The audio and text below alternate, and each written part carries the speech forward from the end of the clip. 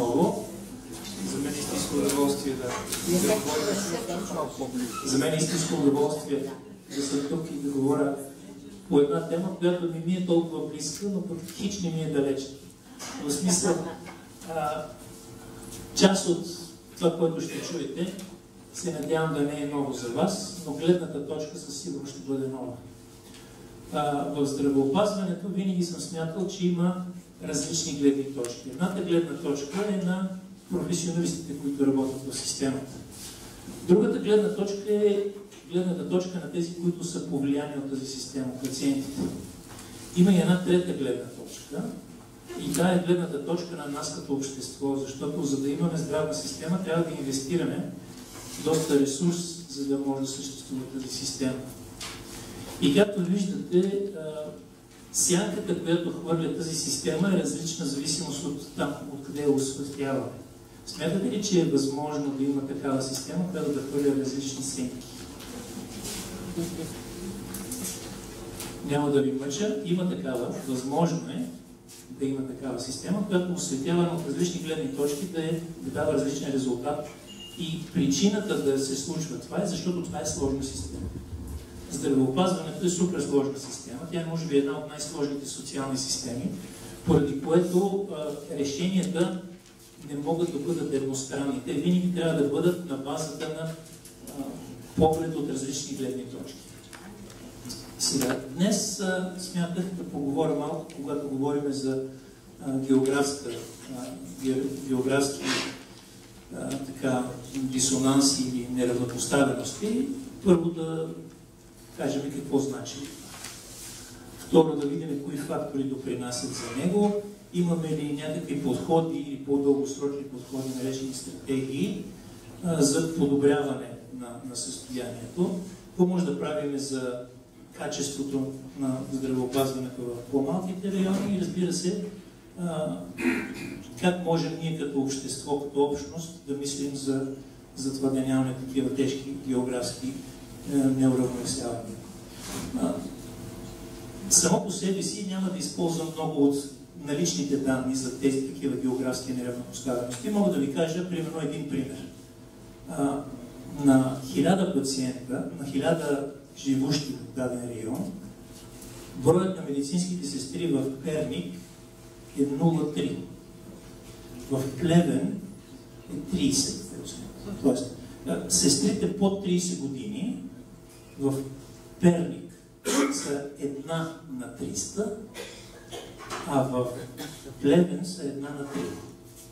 Това дава голямо отражение на това какво се случва в здравните системи на тези два наши областни центрове.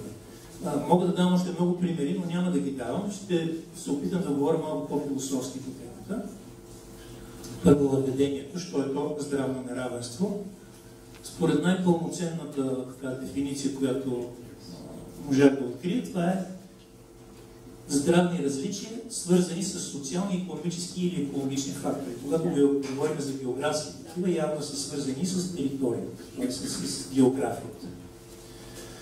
Но те не могат да не се преплитат и с религиозни, социално-културни и всякакви други особености, защото това, което е на най-долният ред, икономическа стабилност, достъп до образование, достъп до здравеопазване, околна среда, градоустройство и социална среда и обществена подкрепа са всъщност нещото, което ние наричаме детерминанти на здравето. Тоест, здравето зависи в много по-голяма степен от всичко извън медицината. Всъщност, здравето зависи около 20% от медицината.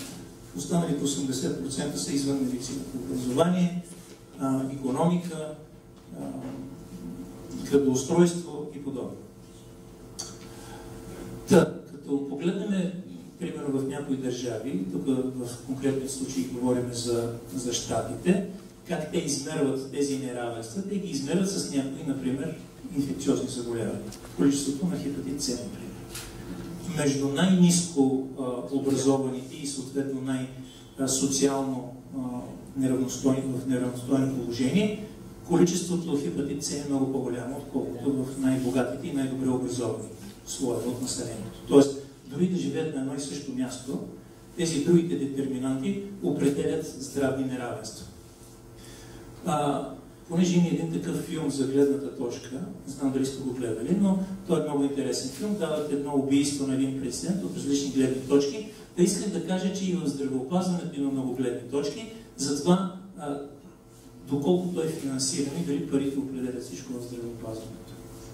В края на тази презентация ще видите, че тезата, която аз отстоявам, е, че парите не решават много от проблемите в здравеопазването. Да, липсата на пари е проблем, но дори да залееме този проблем с пари, няма да решим проблема. Организацията е по-важна. Тоест, финансирането спрямо здравната система изглежда да са свързани, но всъщност не винаги са. Например, това е една графика, на която може да видите нагоре колко смята народа, че се отделя за здравеопазване, по хоризонтала е колко реално се отделя. Общо взето всичко е над тази линия на идентичност, което значи, че хората винаги смятат, че за здравеопазване се отделя повече, отколкото реално се отделя. В повечето държави, мисля, че и при нас. Второто е свързано с това колко се харчи от държавата, в зависимост от това колко богата е държавата. И естествено е, колкото по-богата е държавата насам, като брутен вътрешен продукт, толкова по-малко тя харчи от този брутен вътрешен продукт, но същевременно дела на държавно харчене става по-голям. Тоест, държавите, за да могат да отделят по-висок процент за здравеопазване, трябва да са по-богати. Иначе отделят повече за, примерно казано, отбрана, отколкото за здравеопазване. Но това, което нас много ни вълнува, защото в България ние имаме един от високите проценти разходи, вадени директно от джоба, около 48% от общият разход за здравеопазване се вади директно от джоба, т.е. държавата някакси не участва там. Една от причините е, че брутният ни вътрешен продукт не е от най-високите, макар че сме някъде тук, около 14 000 долара на годишна база. Т.е. би следвало да имаме не повече от 25% out of pocket, но имаме два пъти повече. И причината за това е, че това, което държавата изважда за всички нас, не отива винаги там, където трябва.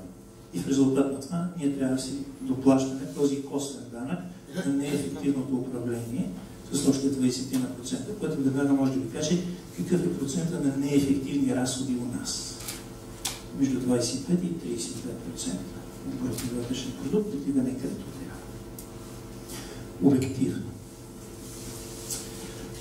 Това са все повторения, но да речем, средна продължителност на живота спрямо разходи за здравеопазване, виждаме, че колкото повече харчим за здравеопазване, толкова по-дълго живеем. След малко ще видим и България къде е. Детска смъртност. Ключовите два параметра. Средна продължителност на живота и детска смъртност. И двата параметра, колкото повече харчим, толкова по-добре са. Детската смъртност се понижава. Колкото повече харчим за здравеопазване, толкова по-ниска детска смъртност. И това се вижда в цял свет. Че е така. Тоест, това са неща, които определят функционирането на системата като такава. Това също е разход за здравеопазване, спрямо средна продължителност на живота и ето ли нас къде сме.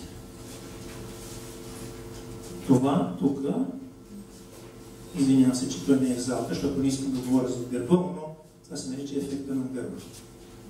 Това е това, което се случи покрай COVID-а, когато ние паднахме с почти 2 години средна продължителност на живота, защото нямахме систематично еднакво говорене през медиите по тема вакцинация, по тема маски, по тема дистанциране и така нататък. В резултат на което реално нашият брутен вътрешен продукт нарасна, но ние вместо да ставаме по-дълговечни, тръгнахме в обратната посока. Измеримо, ясно измеримо. Ефект, който е очеваден. Така. Това, извинявам се, така. Това е съотношението между градско и селско население, т.е. има ли разлика в здравеопазването между градско и селско население в различните държави и примерно в Съединените американски щати. Селското здравеопазване е горе-долу 2 пъти по-лошо, отколкото е градското. Единствените държави, които нямат съществена разлика, са Канада, Норвегия и Холандия, държави, които мислят за здравеопазването си не толкова от гледна точка на система, която функционира за да генерира пари, а като система, която трябва да седи там като пожарна команда. Тоест, когато има нужда, тя се включва, когато няма нужда, пак се финансира, независимо, че няма нужда от това.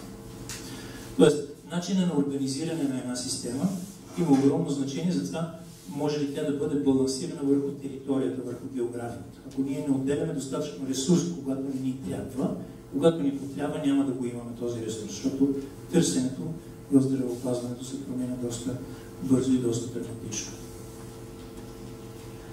Това показва същото географско разпределение по отношение на хепатит А, болестта на мръсните ръце. И виждаме, че имаме държави, където определено сме с висока честота на разпределение, измерено с антителата. И имаме държави, които са с добри системи, санитарни системи, които гарантират, че инфекциозните заболявания се контролират добре. Изглежда като географско разпределение, но всъщност е повече организационно разпределение, отколкото и географско разпределение. Така че това, което искам да кажа по отношение на географските неуравновесености, че те също се преодоляват с организация. Тоест, сами по себе си, да, имаме трудно достъпни места в Самоков, примерно, и в Делиормана или някъде другаде, но ако имаме достатъчно добра организация, те могат да бъдат в много голяма степен преодолени. Тоест, не е проблема и географията, проблема е в организацията. Това също повтаря. И сега, когато говорим за здравна система, всички се фокусираме и мислиме да ПИМП, СИМП и болнична помощ, поне тези от нас, които работим вътре в системата. Но дори да имаме перфектни болници, високо финансирани с много апаратура, влиза пациента, доцент Калпачки прави страхотна реканализация на някой инсулт, изважда го пациент и пациентът попада тук. И какво правим? Става въпрос, че не може да отделим здравеопазването от социалните дейности. Защото когато се опитаме да ги отделиме, нито социалните дейности, нито здравеопазването ще ни бъдат коректни.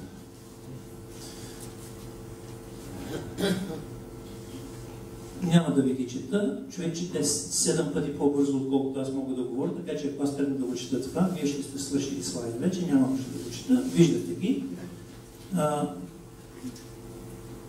Стратегии за подобряване.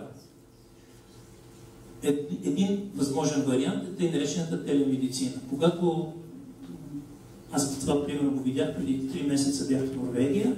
Норвегия като държава има население по-малко от България, 5 милиона са, но дължината на държавата от долния край до горния край е колкото тук до Франкфурт. Тоест, огромна територия с по-малко население.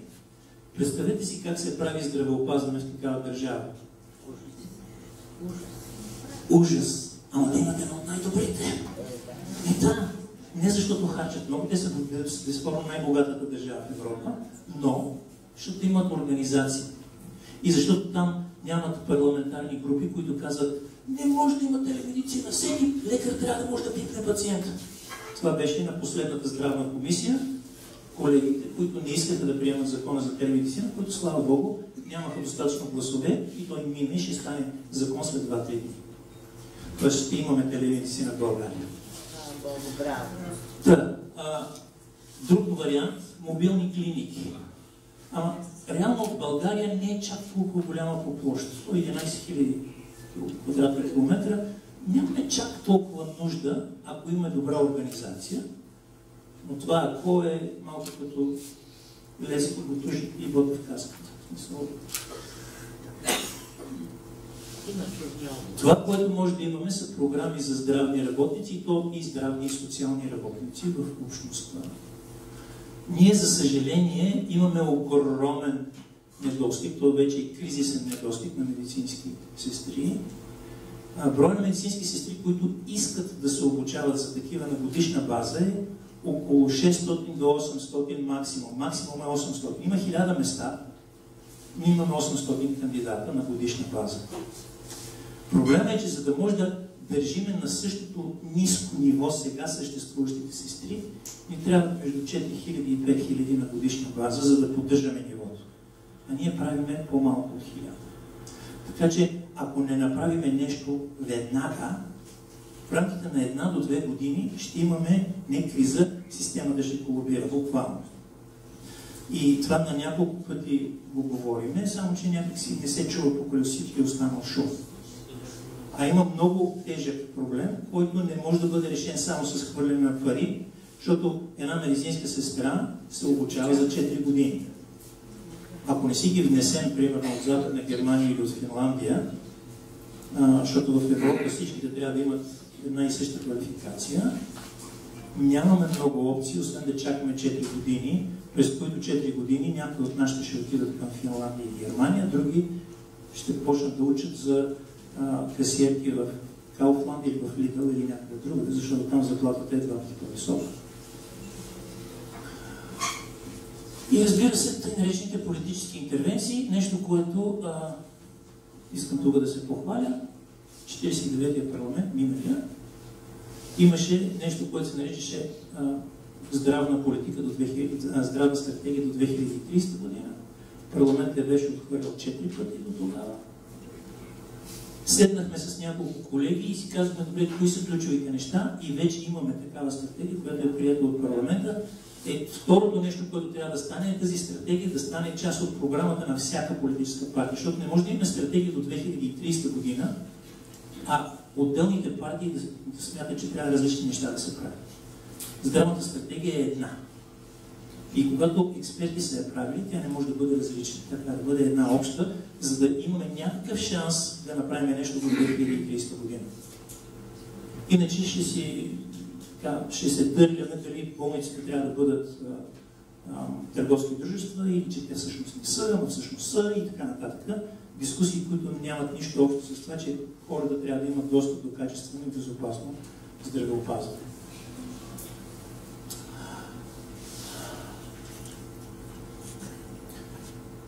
Обучение и по-същественото задържане. Може да, че доктор Светослава Дълъгова не е тук, за да задържането на здравните специалисти по места.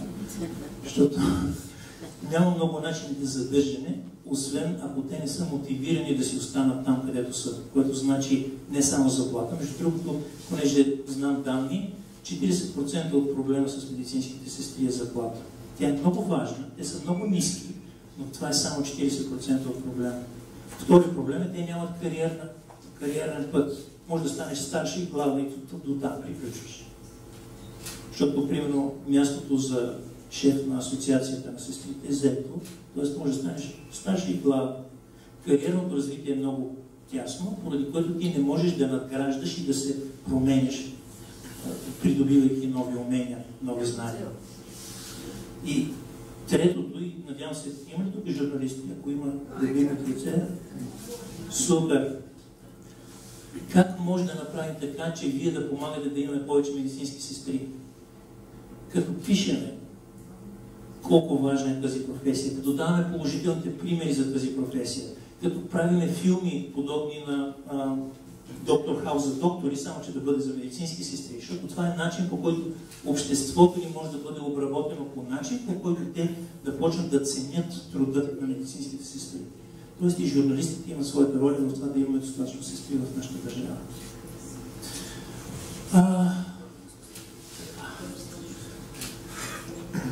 Мостове за затваряне на този проблем. Пак казах, много често измерваме здравето като разхода, който правим. Какъв процент от брутния вътрешен продукт не отива за здравеопазване, но всъщност не е важен какъв е процент, а доколко ефективно той работи. И ние имаме приличен процент. Не от най-високите в Европа, дори от един от по-ниските, но проблемът е, че той много неефективно работи. Тоест, има твърде много пътища, по които той да бъде отклонен от правилното място. И затова увеличаването на парите не дават очакваният резултат на подобряване на здравната ни система. Една от причините е това. И нареченият биомедицински модел или феномен на радара за даден пациент. Пациента с инсулт се появява в Света Ана, правят му каквото му правят там, евентуално ако има хоп, го пращат при професор Костов, след което му реканализират артерията, пациентът бива изписван и той изчезва. не е ясно какво е било до влизането му, за да може евентуално да се профилактира, и какво се е случило след изписването, което може да е много важно, защото зависи къде отива. Това не е проблем на Света Ана. Това е проблем на модела на организация на здравната ни система, защото има поне два различни модела на организиране на здравеопазването. Едното се казва биомедицинския модел, другият е тъй нареченият човекоцентричен модел. Нещо като бърза помощ, за което говорихме. Тук ще видите в тези графи, започвайки от ценностите и стигайки до системния подход, и ще видите как здравеопазването не може да бъде отделено от образованието, не може да бъде отделено от социалните дейности. То е една интегрирана система и не може да решиме проблема с здравеопазването, като увеличим процента на реимбурсация на нещо, или процента за лекарства, или процента за болници, или... Той става, когато променим ценностната система, защото здравето не е привилегия, е човешко право. И когато го разглеждаме по този начин, нещата в цялата система се променят, защото ние почваме да мислим интегрирано как трябва да доставим тази здравна услуга. И затова медиите, както и цялото общество, имат огромно значение, за да изграждаме тези мостове между отделните съставни части. Защото ако ние не мислиме за нас и като общност, а мислиме всеки как да се спасява поединично, няма да може да свършим нищо смислено. Ако има една мисъл, с която искам да ви оставя, това е тази, че няма особен смисъл да се предоставят отлични грижи в някоя елитна, скъпоплатена или не толкова скъпоплатена клиника, ако след това хората трябва да се върнат към условията, които изначално са ги разпоредили.